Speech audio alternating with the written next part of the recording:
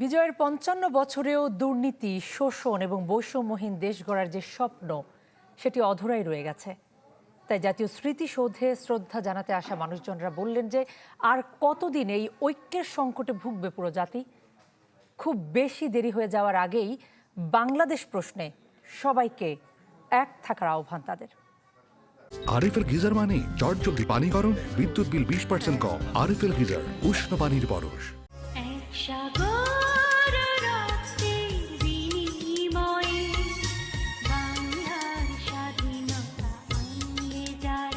লাল সবুজের পতাকার ঢেউয়ে আবারও রাঙা 16 ডিসেম্বর।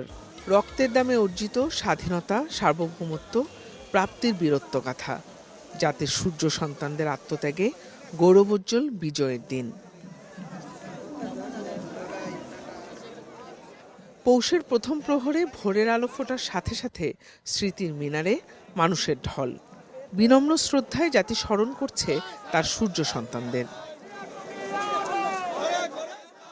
জাতীয় স্মৃতিসৌধে বীর সন্তানদের শ্রদ্ধা জানানোর মিছিলে অংশ নেন সমাজের বিভিন্ন শ্রেণী পেশার মানুষ।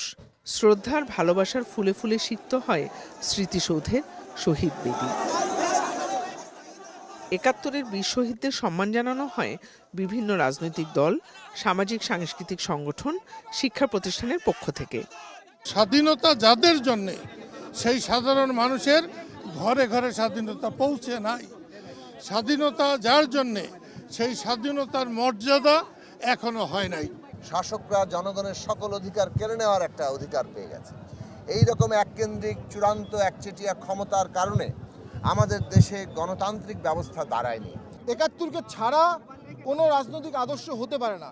যারা ৭১-এ বিশ্বাস করবে না, তারা বাংলাদেশকে ভালোবাসে না। আমরা সাম্যের সমাজ চাই, মানবিক মর্যাদার সমাজ চাই, সামাজিক ন্যায় বিচারের সমাজ চাই। মুক্তিযুদ্ধের প্রকৃত ইতিহাস যেন নতুন প্রজন্ম জানতে পারে, সেই জন্য বাংলাদেশের সকল শিক্ষার্থীরা যেন সতর্ক থাকে। বাংলাদেশে আর কখনো এই আগ্রাসনবাদী শক্তির স্থান হবে না। বাংলাদেশের রাজনীতি করবে যারা বাংলাদেশ পন্থী যারা আছে তারা। সবার প্রত্যয় বিজয়ের এই গৌরব অম্লান থাকুক প্রজন্ম থেকে প্রজন্ম ধরে। স্বাধীনতা প্রাপ্তির এই দিনে তরুণ প্রজন্মের কণ্ঠে গণতন্ত্র প্রতিষ্ঠার দাবি, ভোটাধিকার নিশ্চিতের প্রত্যাশা তাদের। এই যে শ্রদ্ধার যে বিজয় দিবসের যে একটাই, এটা সবার মধ্যে, সব প্রজন্মের মধ্যেই বেঁচে থাকুক। তারা এই লাখো শহীদের শ্রদ্ধাটা, তারা তাদের মর্যাদাটা বুঝুক। ভোট কেন্দ্রে যে জন্য তার ভোট সে নিজে দিতে পারে, সেই অধিকার জন্য মানুষ ফিরে পায়, এটাই আমাদের কামনা। বিজয়ের ৫৫ বছরে বাংলাদেশ দুর্নীতি ও শোষণ বৈষম্যহীন দেশ গড়তে ঐক্যের সুরে এগিয়ে যাওয়ার প্রত্যয় উঠে আসে সাধারণ মানুষের কণ্ঠে।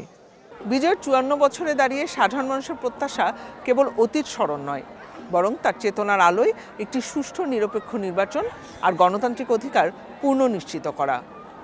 জিনিয়া কবির সূচনা, চ্যানেল 24, জাতীয় স্মৃতিসৌধ, সাভার।